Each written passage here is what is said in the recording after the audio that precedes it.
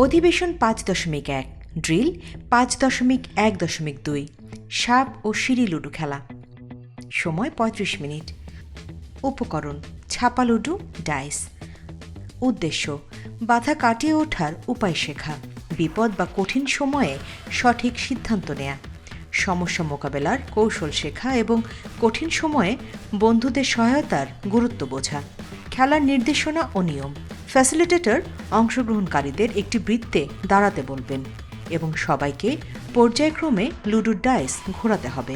কারো ছক্কা পাওয়ার প্রয়োজন নেই।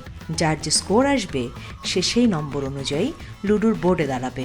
প্রথম যে সবচেয়ে বেশি স্কোর পাবে সে খেলা শুরু করবে। যদি একাধিক ব্যক্তির একই রকম স্কোর হয় তাহলে সে কয়েকজন পুনরায় ডাইস চালানোর মাধ্যমে নির্ধারণ করবে কে আগে খেলাটি শুরু করবে। লুডো বোর্ডের প্রতিটি ঘরে একটি করে বার্তা থাকবে, কোনোটিতে চ্যালেঞ্জ, আবার কোনোটিতে সমাধানের দিক নির্দেশনা। খেলোয়াড়রা ডাইস ঘুরিয়ে সামনে এগোবে। যদি কেউ মইয়ের ঘরে পড়ে তবে উপরের ঘরে চলে আসবে এবং বার্তাটি পড়বে, যা হবে একটি সমাধান বা রিসোর্স, যা জীবনের সমস্যা মোকাবেলায় কাজে লাগতে পারে। আর যদি সাপের মুখে পড়ে তাহলে নিচে নেমে যাবে এবং লেজে যে সমস্যার কথা লেখা থাকবে তা নিয়ে চিন্তা করে নিজের মতো করে একটি সম্ভাব্য সমাধান বলবে। খেলোয়াড়দের গুটি লাগবে না, শুধু সংখ্যা গুণে ঘর অনুযায়ী দাঁড়াতে হবে। প্রতিফলন: সহায়তাকারী গাইডলাইনে দেয়া প্রথম প্রতিফলন অনুসরণ করে আলোচনা শেষ করবেন।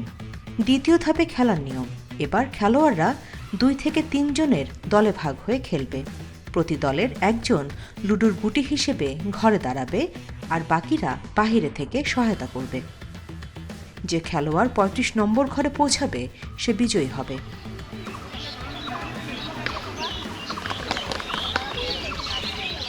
প্রতিফলন: সহায়তাকারী গাইডলাইনে দেয়া দ্বিতীয় প্রতিফলন অনুসরণ করে আলোচনা শেষ করবেন।